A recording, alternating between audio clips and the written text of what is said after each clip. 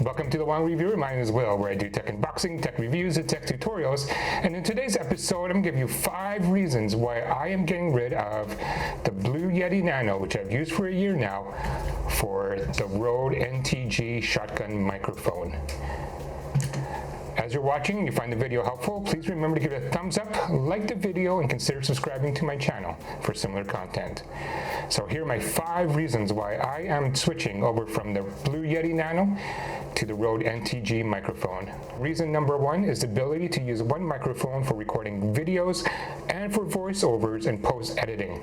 So currently, I am using the NTG for my talking head portion of the shots and then using my Blue Yeti Nano for voiceovers. So there's no way for me to plug a Blue Yeti Nano directly into a mirrorless camera. There's no way for me to pass the signal from here into here for recording. So looking online, there's a way you can run an audio cable from your camera to the Blue Yeti Nano, and the Blue Yeti Nano is connected to your PC. However, that's an extra step, and I have to shoot near my PC, which I don't always do, so that didn't work out for me. So reason number 1 was the ability to connect directly to my camera. So reason number 2 is size, and yes, size does matter in this case.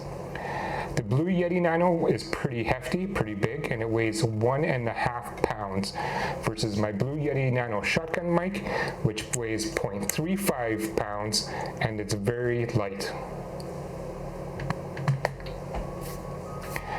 It was easy for me to find a boom arm to support the weight of the Rode NTG microphone versus a boom arm for the Blue Yeti Nano. I posted an earlier video of where I did a DIY boom mic for the Blue Yeti Nano, so it's kind of sitting this way and I can kind of talk into it. So in that video, I show you that I used a light stand, a monopod, some small rig clamps to create a DIY boom mic. It looked clunky, it felt clunky to use, and personally I didn't use it after more than 4 or 5 times I stopped. Here's my current setup where I'm able to mount the boom arm to my overhead rig.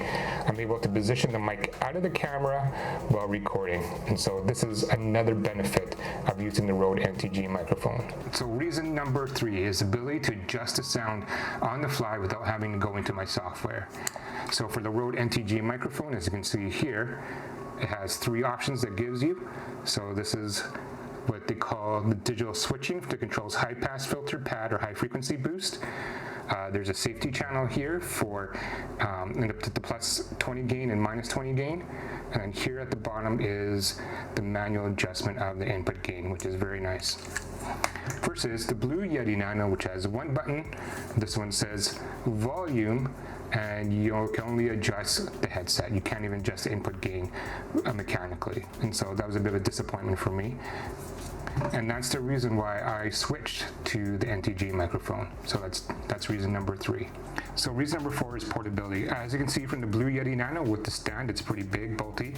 It's heavy, again, it weighs 1.5 pounds. Last year I was asked to do both photography and videography for my friend's 50th birthday. It was an honor for me to do it. There was 100 guests. It was done in a very nice, fancy location. And what we did is we went around to do birthday greetings from all the guests that were at the party, and we actually brought the Blue Yeti Nano.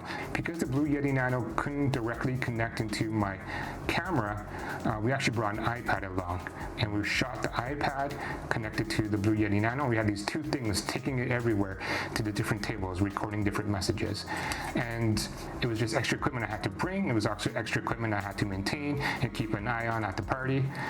It would have been a lot easier if I had the shotgun microphone connected right to my camera and record that way. So for on-site videography, I don't need to bring the Blue Yeti Nano and an iPad with me anymore. I could just bring the Rode NTG microphone, either hook up on a boom mic or onto my camera and record the voice that way. So that's reason number 4.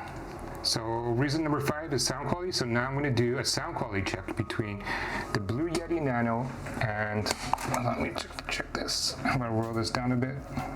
Now what I'm going to do is I'm going to record the sound using the Blue Yeti Nano first, and then we're going to use the Rode NTG microphone second. So now I'm going to do a recording and we'll see which one sounds better. And I'm not going to edit the sound at all in post, so you can hear verbatim of what it actually sounds like. I am 15 inches away from the microphones, and now I'm going to record something off of the Rode NTG webpage. The Video Mic NTG is a broadcast-grade feature-packed shotgun microphone optimized for on-camera use.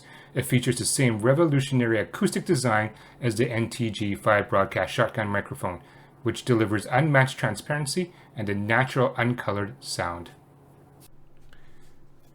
The Video Mic NTG is a broadcast-grade feature-packed shotgun microphone optimized for on-camera use. It features the same revolutionary acoustic design as the NTG5 broadcast shotgun microphone, which delivers unmatched transparency and a natural uncolored sound.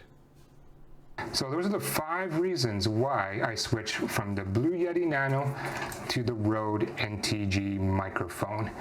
However, I know the Rode NTG microphone costs twice as more than the Blue Yeti Nano. So I know this setup isn't for everybody, especially when it comes down to price. However, it works for me. So what do you guys think? Do you guys think I made the great decision in terms of getting rid of my Blue Yeti Nano? I'd love to hear from you. So if you have any comments or feedback, please leave it down below. I do respond to all of them. So thank you for watching, and until next time.